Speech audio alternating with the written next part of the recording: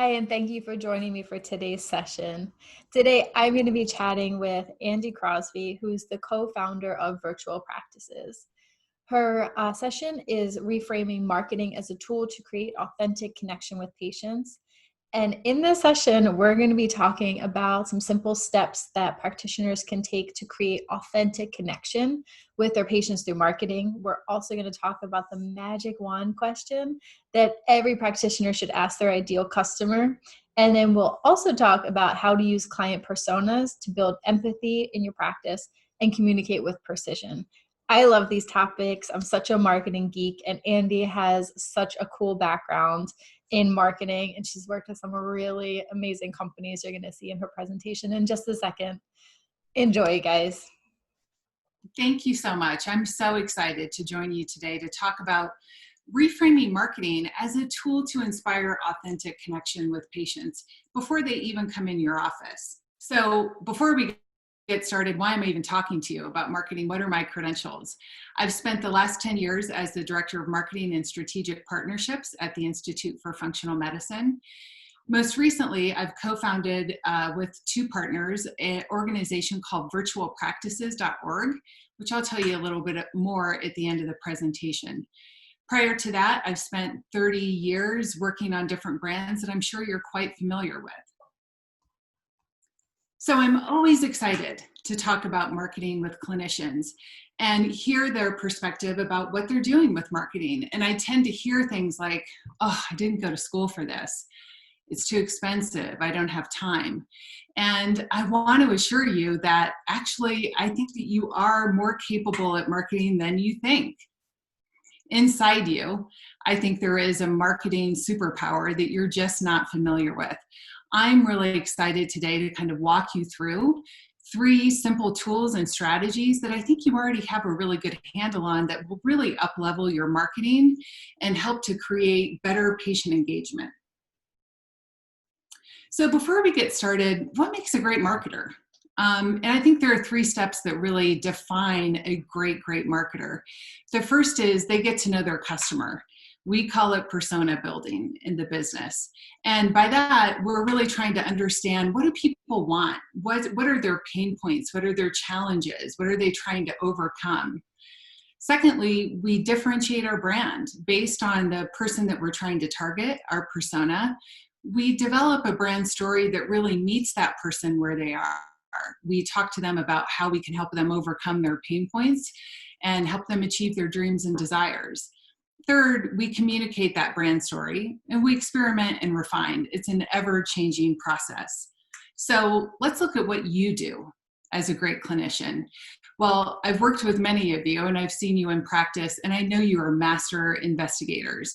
In order to be successful at your job, you do a terrific job asking questions, learning what your patients are doing, how they got to where they are, what their obstacles are, what their pain points are. You also help them look at health from a different perspective. You have that differentiation tool. So you're already, by virtue of the fact that many of you are functional or integrative medicine clinicians, you're already looking at things differently and defining that in a unique and different way for your patients. Finally, your job is a communications job, and I know you are all masters at communicating with your patients and really engaging them in the clinical plan that you've defined for them.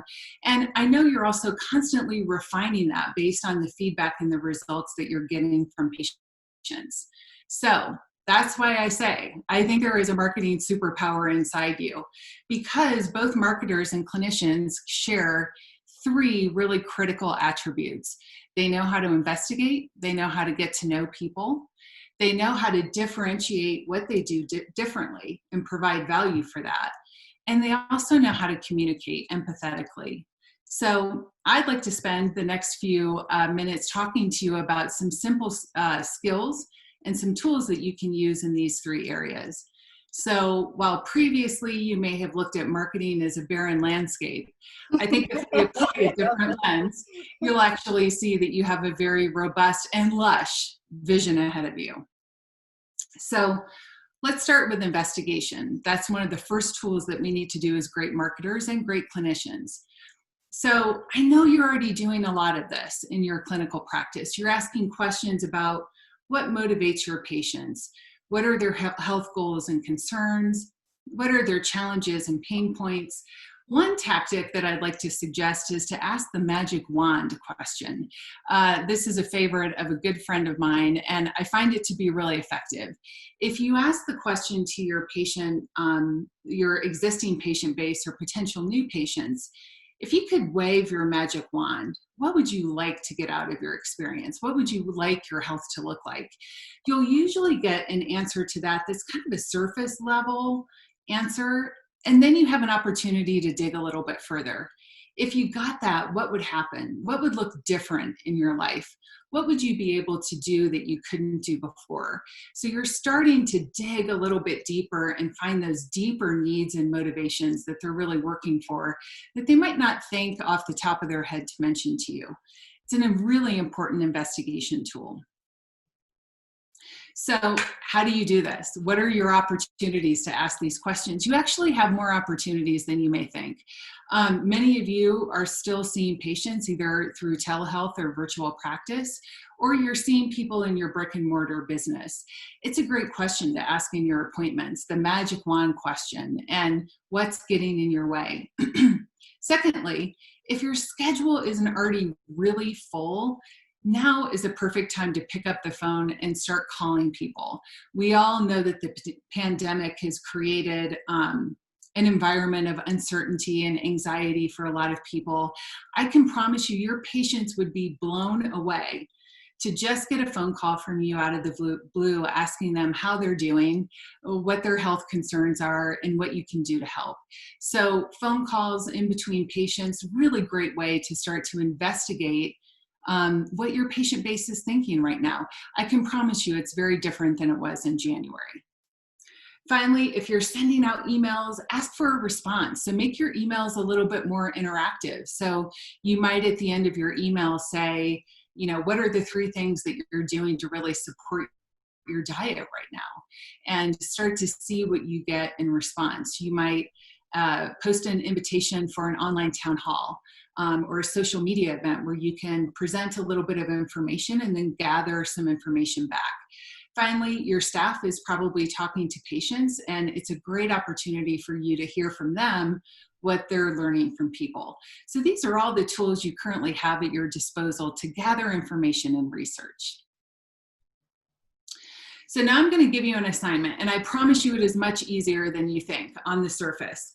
I'm going to ask you to create 2 patient personas. I'd like you to pick 2 types of patients that represent a larger group in your patient practice. So the assignment isn't to think about one particular person and write a profile for that person, but I want you to think about like a profile that represents 15 to 20% of the people that walk in your door or people that you'd like to walk in your door. This is also a great exercise if you're trying to attract a different type of patient. So a great and easy resource to use, HubSpot has a Make My Persona website that you can use that leads you through the question process. You can add some of your own fields and questions. And it's actually a great assignment to do with your staff. If you're looking for like team building moments or opportunities, it's a great way to get the input of your entire staff on your persona building. Now, I know this sounds overwhelming, but I'm going to share one that I did with you, and it took me about 10 minutes. And I think this persona might be actually familiar to many of you. So I called her Health Activated Helen. So Helen is between 45 and 55 years old. She, has a bit of a higher level of education. She loves her social networks. She's currently working in the real estate industry. So Helen likes to be contacted by phone or email or social media. She gains her information from social networks, news websites. Her goals and objectives are to bolster her immune system so she's less likely to have a negative experience with COVID-19 or just not have one at all. She'd rather use a natural approach as it relates to her health. Some of her biggest challenges are that she's confused by all these different opinions and points of view that she's reading about. What's the best approach to bolster her immune system? She keeps hearing different things. She's overwhelmed and anxious about COVID-19. Her motivations are to stay healthy and bolster her immune system. She wants to use natural means as much as possible. And she wants to feel empowered and knowledgeable about how to optimize her health. She currently doesn't feel that way. So there's a lot of stress and anxiety in her life. It's impacting her sleep. And it's actually creating a situation where she doesn't feel that present for her family all the time. She's sleep deprived and maybe a little moody as it relates to dealing with her children and family. So we know this because we asked her, what would you like to do? And she said, boost my immune system to get, so I don't get COVID.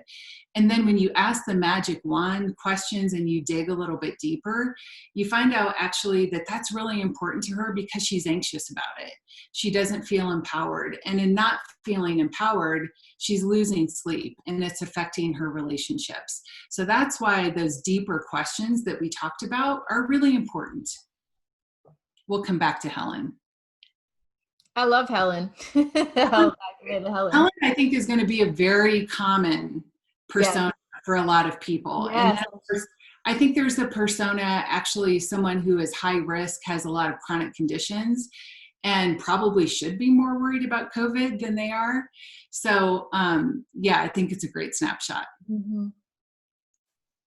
So how will you use these personas? Why are they so powerful? And they really are incredibly powerful. First, they help build empathy. It gives you a tool to step immediately into the shoes of your patients. And I know empathy is a really important tool in your clinical process. It helps you focus your communication. So everything that you send externally, you're sending through the lens of your personas. So you're thinking about, how does this land with them? How does it meet a need? How does it serve a motivation? How does it help overcome an obstacle? It helps you create consensus and agreement across your team. And if you're hiring a marketing team that you're working with, it helps you find common ground so that you're certain you're pulling in the right direction. This is, I think, maybe an underappreciated opportunity for personas. It helps you uncover needs, services, and opportunities that you might not be offering right now. So if you think about Helen, and we'll come back to her, there might be services that you could develop that would have a high impact with Helen that maybe aren't on your radar now. And then finally, and very importantly, because the point of this entire exercise is creating patient engagement and emotional connection to really start that therapeutic partnership before the patient arrives in your office. This will help you develop that emotional connection because you're speaking to them on their level about things that are important to them. I also want to say that personas are ever-evolving snapshots of large segments of your patient population. So you'll probably come back to these. For instance, if you had done this exercise in December, you can imagine that you would be completely redoing some of the pain points, challenges, and motivations of your personas today. So you're always going to be revising and going back to these. So we've talked about building personas. I've shown you an example of how to do one. I've given you a tool to do it.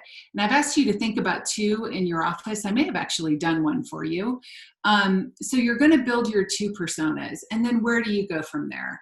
So the second step in our process together is about differentiation. So how are you going to stand out from the crowd and getting this potential patient or existing patient to work with you?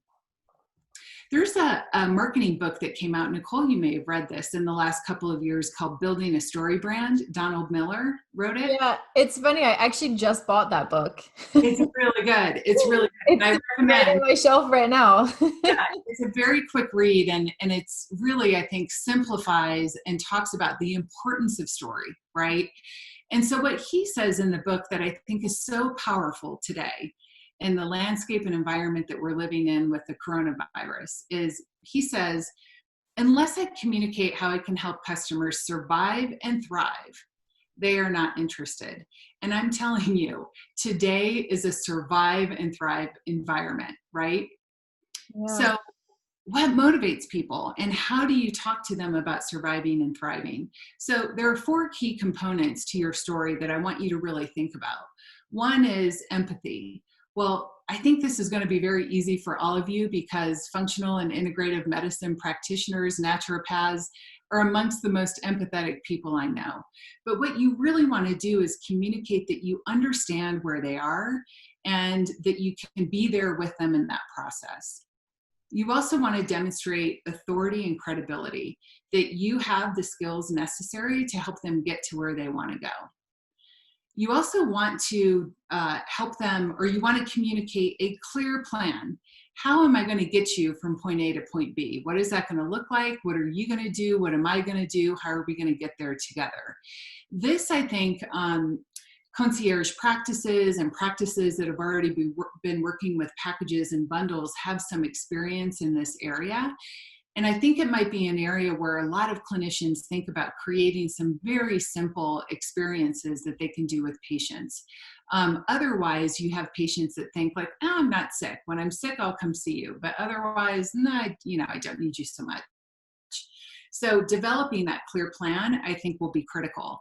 And at the end of this presentation, I'm going to give you some links to an asset that I think will help you download some plans that you might be able to work with right away. Finally, and very importantly, call to action. Ask people to do something. Don't just leave them hanging, and actually challenge them with an action. So let's go back to Health Activated Helen and talk about how we might create a story that really appeals to Helen. So as we mentioned, Helen's primary objective is to really support her immune system so she has either no experience with COVID or a very mild experience. She wants to feel empowered and knowledgeable. She wants to lower her stress and anxiety so she can sleep better and really be present for her family, friends, and coworkers. So how are we going to craft our story to meet Helen's needs? We're going to talk about empathy. Helen, I understand how you feel, and you are not alone. You're going to deliver authority. My training uniquely prepares me to handle your concerns. You're going to offer and develop a clear program or a clear plan. I have a program specifically designed to help you with this. We're going to talk about what it looks like from start to finish. Call to action. You might offer her a free 10-minute consultation. Let's hop on the phone and talk about how this program could help you. So what we've done here is we've developed an example brand story. So in this example, I'm sorry, I've got to hide this for a moment. In this example, this might be an example that you would put in an email and send to a Helen, for instance, and it reads something like this. Do you find yourself losing sleep and having trouble really staying present for your family lately? Dr. Wright understands that the COVID-19 pandemic can feel overwhelming, and it can actually create stress that is counterproductive to health generation. Science shows it is increasingly clear that a robust initial immune response appears to be the key to preventing and mitigating the impact of COVID-19. As a trained expert in functional medicine approaches to creating and optimizing health, Dr. Wright has developed a 2-month comprehensive immunity building program. Book a free consultation today and learn how Dr. Wright's program can empower you to optimize your immune health through simple diet and lifestyle strategies that will leave you feeling well rested and energized. So that's an example of how we might craft a brand story that speaks directly to our persona.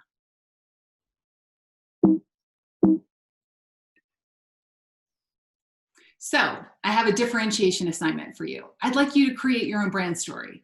So you're going to take the 2 personas that I asked you to do in the last segment, and you're going to use them as a framework or a lens to create your own story. So set your 2 personas on the table side by side and start to think about, how do I communicate empathy? How do I communicate authority and credibility? What's the plan I'm offering them? And what's the call to action? And be ready to test it next.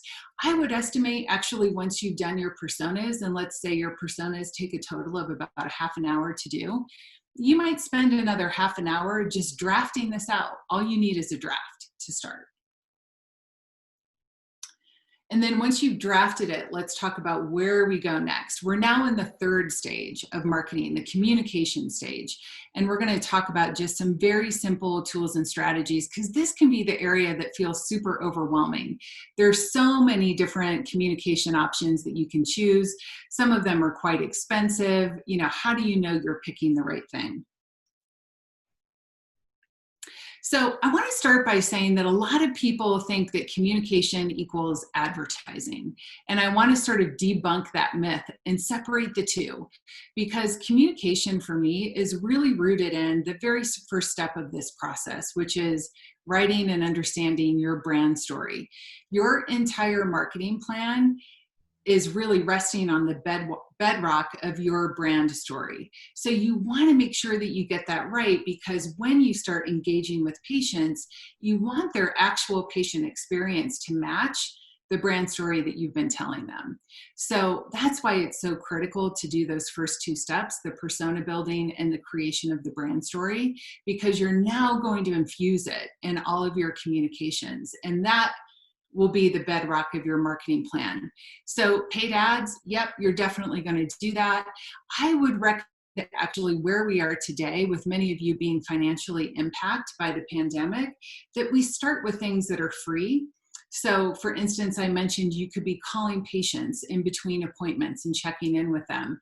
This is actually a great opportunity to test your brand story, to say, you know, Mary, what if I told you that I'm developing this program and it does X, Y, and Z, and based on what you're telling me, I really think this could be helpful for you. Does this sound interesting to you?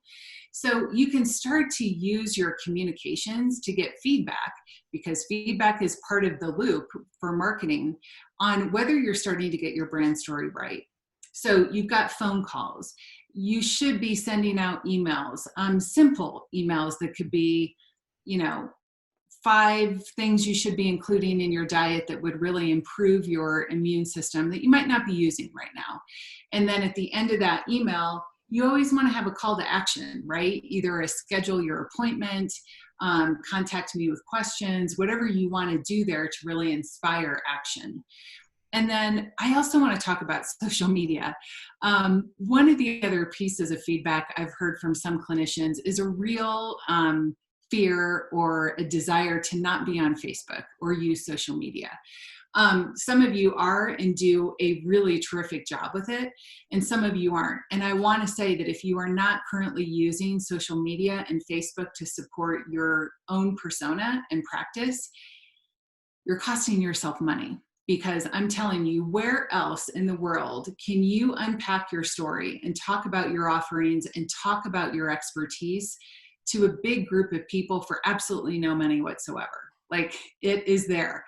So if you aren't on Facebook, I'm challenging you right now, just do it. Just do it and try it. You can always take yourself off of it if it's a terrible experience, but it is probably the single most powerful way to connect with your patient base and potential patients if you're trying to get more patients in the door.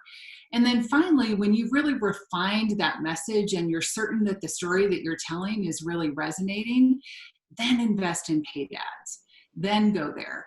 Another really important component to your communication plan is patient referrals.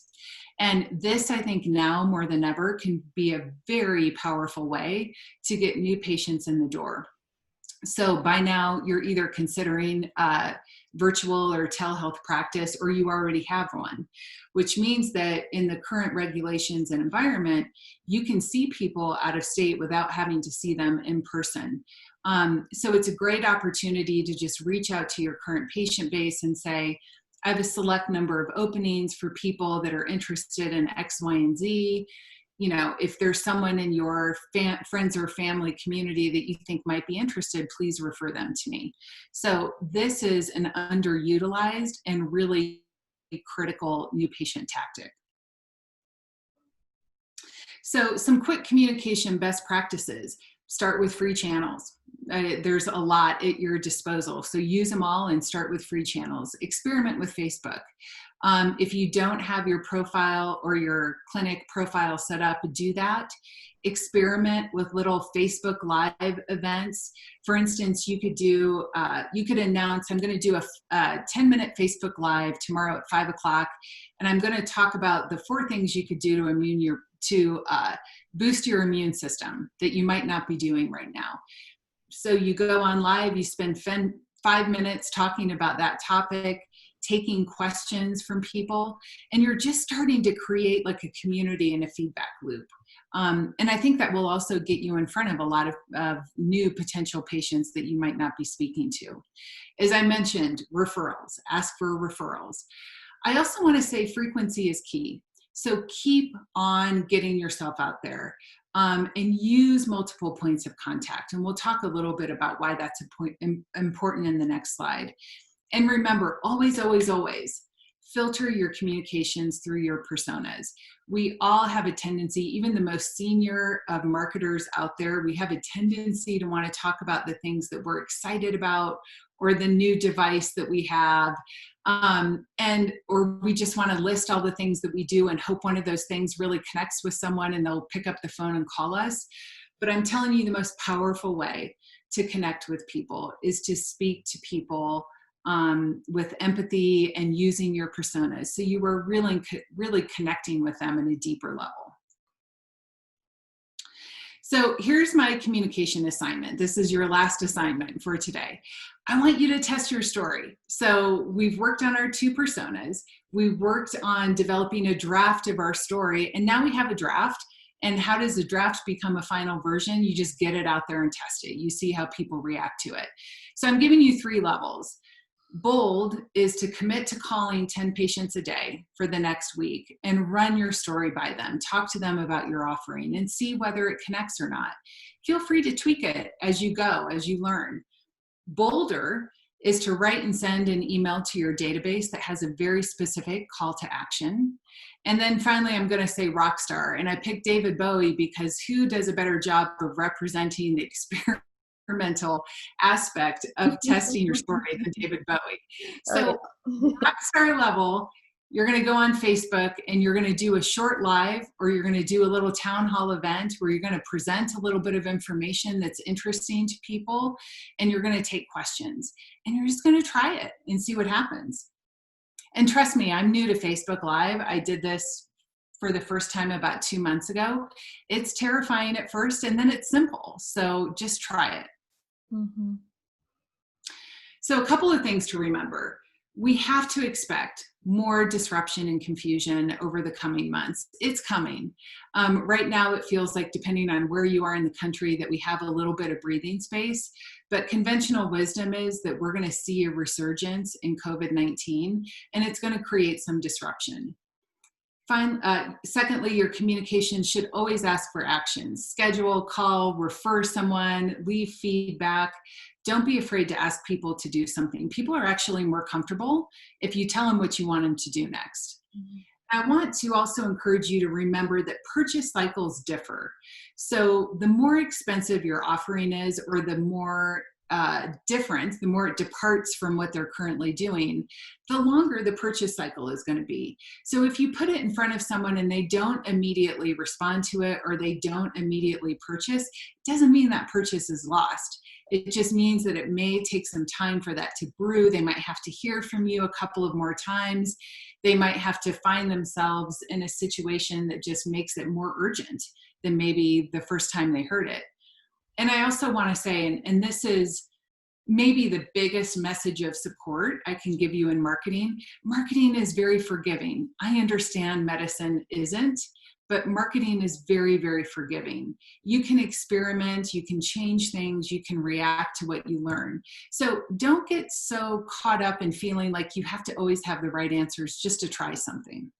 I love that you said that, Andie. I just want to kind of underline that a few times and, share my own feedback of that too, as somebody who's been in business for over a decade with lots of different starting lots of different businesses, trying lots of different things. I certainly have done a lot in the marketing and had a lot of things that just never took off, Right. Built funnels that didn't work, created programs that nobody wanted to buy, put social media out there that didn't get any likes or comments, but then you do get the ones that you get really great feedback on too. And something that I learned too is, I think it's human and natural to take things personally and think, Yes. oh my God, I messed it up, right? And so you put something out and you don't get likes or comments, or you put an offer out and not many people take you up on it.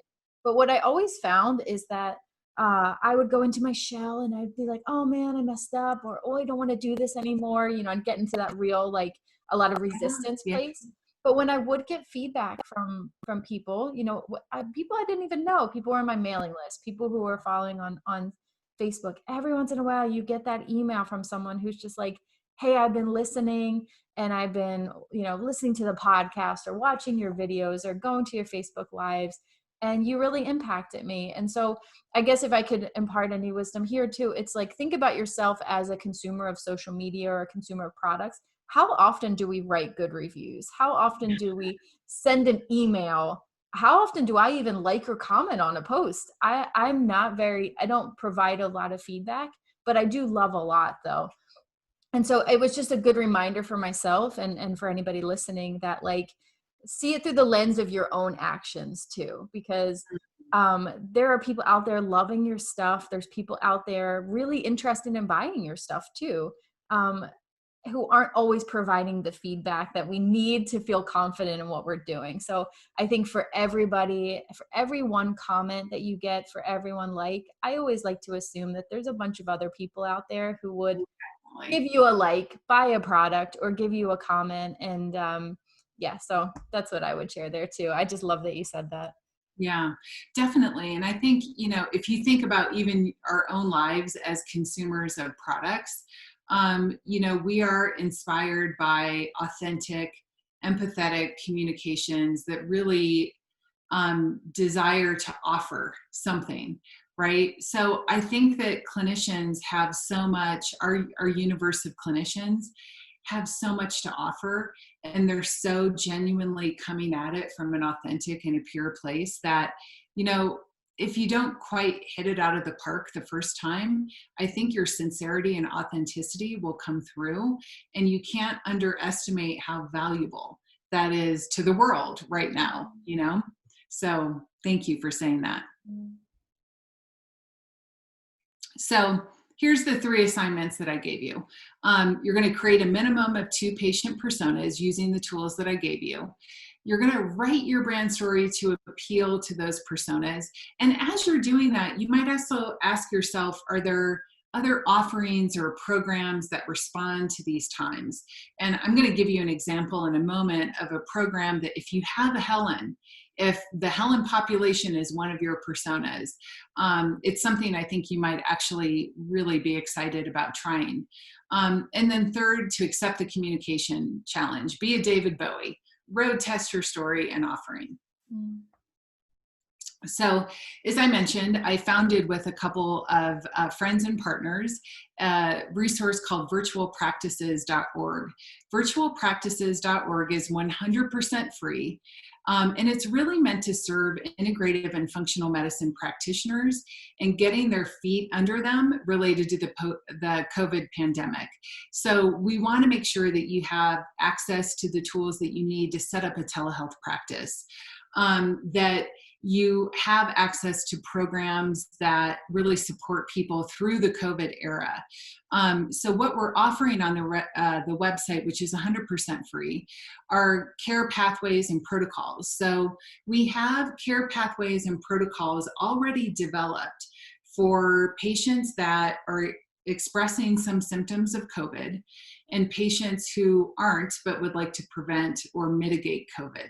So we've worked with some of the greatest clinical experts across the integrative and functional medicine community to really bring these minds together to develop the care pathways that are supported by lifestyle and nutraceutical protocols, and then actual worksheets to help you plug in your numbers and price this in your practice. We've also got billing and coding information that will allow you to code for insurance or bill for insurance if you'd like to.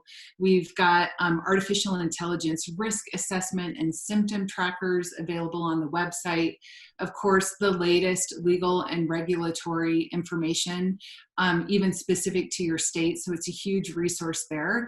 And then, as we know, the testing environment today is constantly changing. So We've got testing resources and access to testing kits for your office that you can get on that website.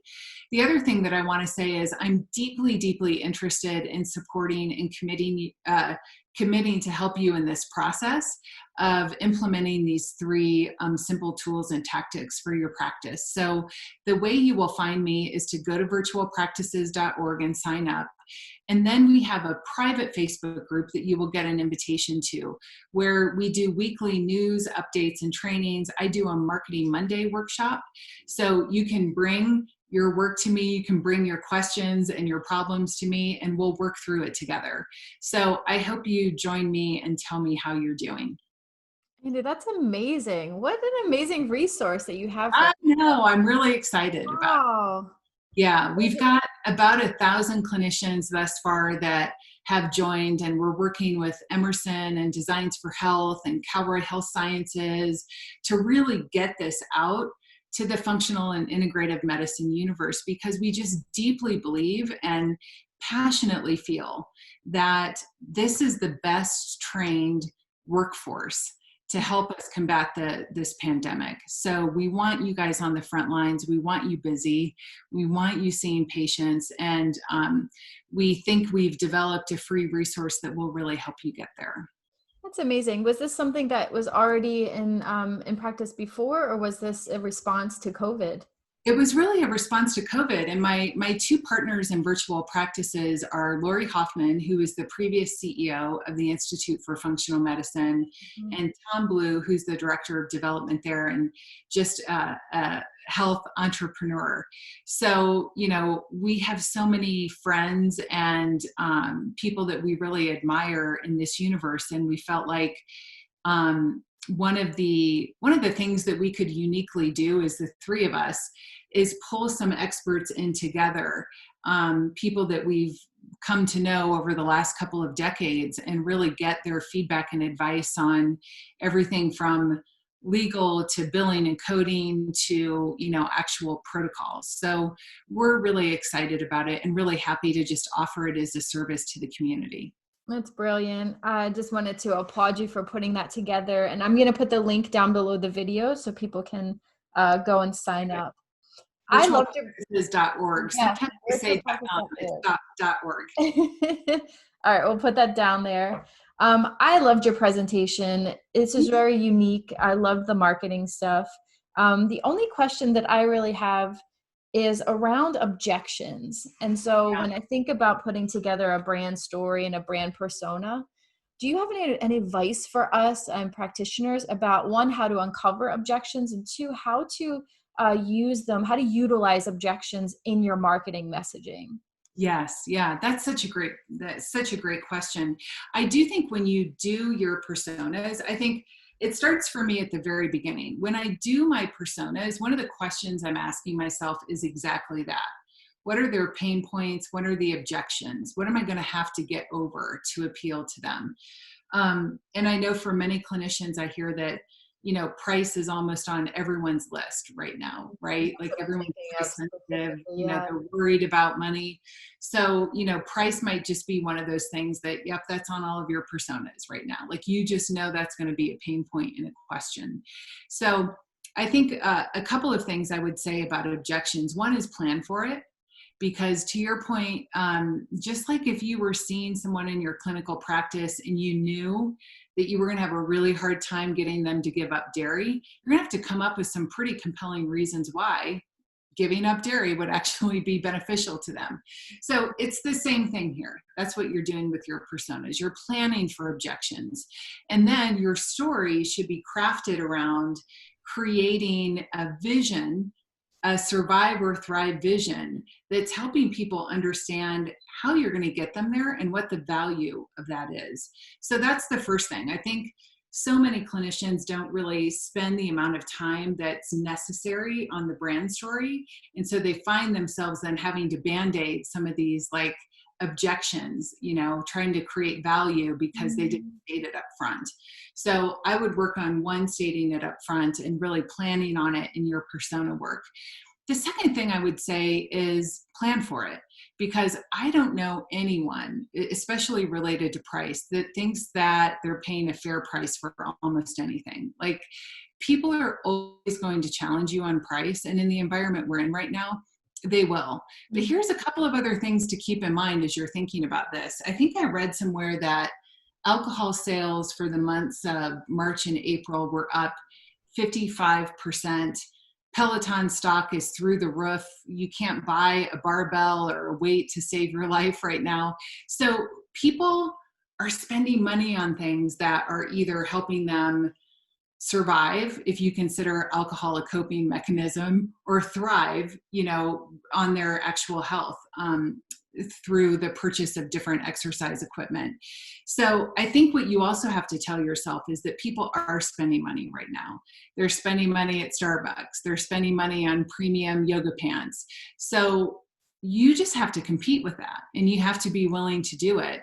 And the way to do it, I think, is to really ask questions, to be very in that investigative process, to really kind of dig into what are those core needs and desires that people have. So if we think back to Helen, what's really underneath all of it is that she realizes she doesn't feel like a very good mom, because she's like snippy with her kids, she's sleep deprived, she's anxious. That's hugely valuable. That is hugely valuable to her. So I think if you can demonstrate to her, like, I can help alleviate stress in your life, I can help you feel happier and more relaxed around your family, that has incredible value. But you've got to talk people down to that level of like deep, deep motivations. And I think that just requires a lot of investigative work and pre-planning. That's a long answer, Nicole. No, I love it. I love it. It's been really awesome having all of this information, really going into the marketing stuff. And I just wanted to acknowledge your presentation for having so much empathy and so much care, because I think that what comes across for myself and for a lot of people around marketing is just like the slime factor, right? The creepy factor, Yeah, that's the big fear. Right? Yeah. And so what I love is just like you gave us great exercises, you gave us some really great tips and reframes, but I feel like the underlying message of all of that is one of empathy and of emotional connection and authenticity with our patients, with our clients, depending on what your industry is. And I just wanted to I want to spend a couple seconds of appreciation for you for that, because it's not a message that we hear a lot, and something I feel like we should hear so much more. Yeah, thank you. That's why I titled this presentation Reframing, because I think we have a tendency to think about marketing as manipulation, when I think marketing can actually be about connection. And as I said earlier, it can be a way to kind of create that connection and that therapeutic partnership before someone ever gets into your office. Yeah. So thank you for acknowledging that. That means Thank you. It's been such a pleasure having you on here with us. And I'm sure everyone listening has really appreciated this presentation. From myself and everyone watching, thank you so much, Andie, for being here with us. Thank you. It was a pleasure meeting you. Thank you so much for joining us. I really appreciate you being here with us. I hope that in this session you learned something impactful and something powerful that's going to help transform your business. Before I leave, I just wanted to let you know that this session was sponsored by my business, Brand Better, branding, websites, funnels, and more for the wellness entrepreneur. If you want to learn more about my business, you can head over to brandbetter.online to find out more. And I also wanted to make sure to invite you to join me on Friday, the last day of the conference, July 3rd, for a half-day masterclass where I'm going to help you put this all together, the Wellness Business Accelerator, and make sure that we take all of the great concepts that you just learned in all of these amazing presentations with these great rockstar speakers and make a plan for your business. So it's going to be live and interactive. Check out your email to make sure what time it is on Friday, but it is going to be a live half-day masterclass. So I hope that you join me. I'd love to see you there. We're going to get some really good work done and make sure that we take all of these concepts, and they're not just these, just sit and watch and take some notes and not actually employ any of these strategies. I want to make sure that these are real actionable things that you put in your business. So join me there on Friday. Go over and check out brandbetter.online to learn more about my business.